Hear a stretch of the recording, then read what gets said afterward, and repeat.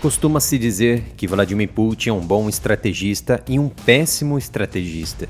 Isso não significa que ele não tenha uma estratégia. Muitas vezes os formuladores de políticas ocidentais fecham os olhos para os seus objetivos mais amplos e os meios que ele está usando para tentar alcançá-los. A guerra da Rússia contra a Ucrânia é apenas uma parte do plano geoestratégico de Putin para tornar a Rússia grande novamente e barrar o que ele chama de expansão da OTAN para próximo de suas fronteiras.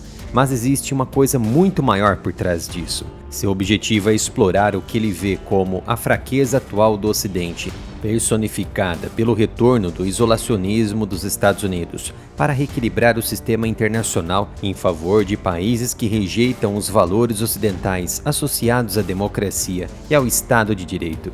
Um exemplo é a Rússia convencendo os países do BRICS+, a construir uma plataforma alternativa para pagamentos internacionais que seria imune às sanções ocidentais, para assim criar um sistema financeiro global robusto capaz de acabar com o domínio do dólar americano.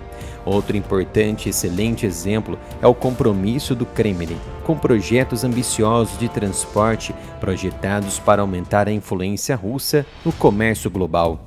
O desenvolvimento da rota do Mar do Norte no Ártico da Rússia é agora uma prioridade máxima, influenciada em parte pelas sanções ocidentais em resposta à guerra na Ucrânia. Elas não persuadiram Putin a parar a guerra, mas estão causando danos à economia russa e limitando seriamente as possibilidades de crescimento a longo prazo. A mudança climática está mudando rapidamente a importância da região do Ártico.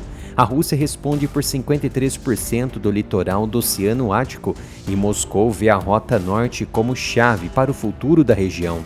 Esse litoral se estende por quase 15 mil milhas, mais de 24 mil quilômetros.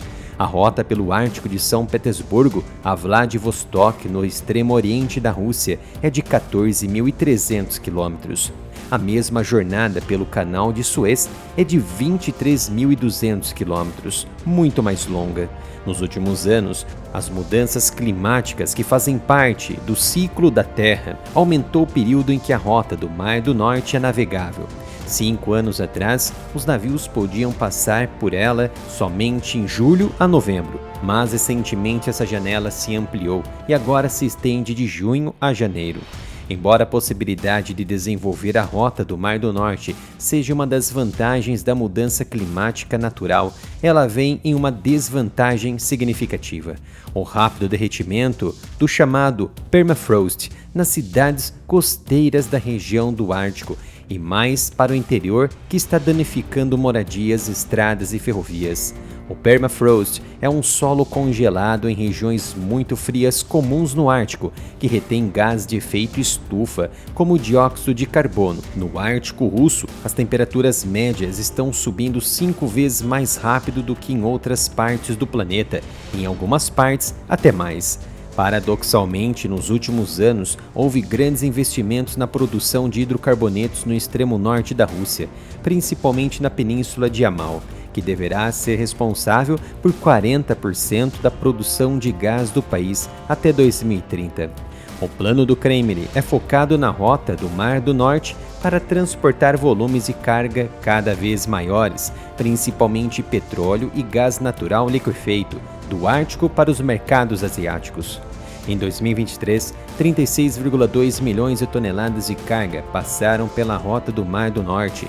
O objetivo é dobrar essa quantidade neste ano e aumentar os volumes de carga para 150 milhões de toneladas em 2030 e para 220 milhões de toneladas em 2035.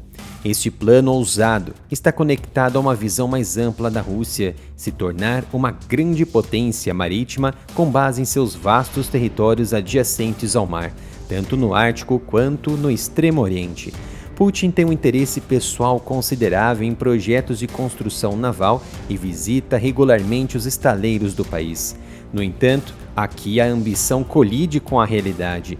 No caso da Rota do Mar do Norte, os quebra-gelos e os navios reforçados contra gelo necessários para dar suporte a exportações em larga escala simplesmente não existem. Para implementar a visão de Putin, a Rússia precisa construir perto de 1.000 novos navios até 2035, 60 deles navios de grande tonelagem. O problema é que o país também não tem os estaleiros de grande tonelagem necessárias. Além disso, as sanções são cortantes. Por exemplo, os parceiros sul-coreanos e europeus do novo estaleiro de grande tonelagem da Rússia no Extremo Oriente partiram, e os parceiros chineses não têm a tecnologia para construir embarcações robustas e reforçadas, resistentes ao gelo, como a própria Rússia possui. Um dos motivos do aumento da permanência da China na região para aprender mais e ganhar experiências em tecnologia. Embora a Rússia tenha investido significativamente na capacidade portuária nos últimos anos, o redirecionamento dos fluxos comerciais desde a imposição de sanções sobrecarregou a infraestrutura existente no Extremo Oriente. Os esforços da Rússia para projetar poder no Ártico têm um forte componente militar. Moscou melhorou substancialmente suas capacidades de defesa na região nos últimos anos. Os Estados Unidos e alguns aliados da OTAN, notavelmente a Noruega e os novos membros, Finlândia e Suécia, estão observando de perto os movimentos, mas não há sinais, por enquanto, de uma resposta significativa. Os Estados Unidos ainda não perceberam a necessidade de controlar a região para exercer sua política de armas nucleares e convencionais entregues por terra, mar e ar, propriamente a tríade nuclear e as armas mais sofisticadas convencionais. Isso se deve, em parte, às restrições territoriais e climáticas da região. Contudo, o impacto da guerra na Ucrânia está limitando a capacidade da Rússia de implementar seu megaprojeto no Ártico. Como já sabem, tem outro canal dedicado a assuntos de geopolítica e defesa que ainda não foi restringido pelo YouTube. Então dê um apoio, visite o canal, se inscreva e ative as notificações para não perder nenhum conteúdo.